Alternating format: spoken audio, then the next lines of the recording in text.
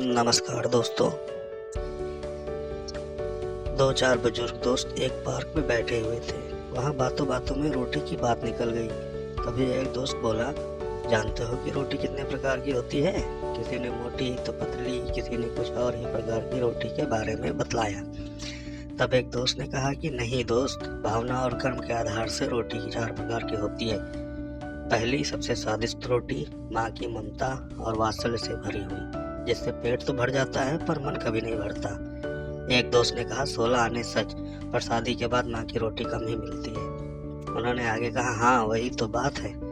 दूसरी रोटी पत्नी की होती है, जिसमें अपनापन और समर्पण भाव होता है, जिससे पेट और मन दोनों भर जाते हैं। क्या बात कही है यार, ऐसा तो हमने कभी सोचा ही नहीं। फिर तीसरी रोटी किसकी होती है? एक दोस्त ने सवाल किया।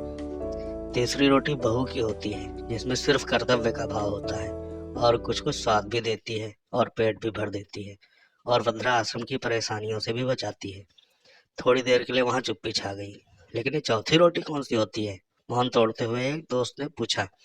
चौथी रोटी नौकरानी की होती है, जिससे ना तो इंसान का पेट भरता है, ना ही मन तृप्त होता है, और स्वाद की तो कोई गारंटी ही नहीं है। तो फिर हमें क्या करना चाहिए?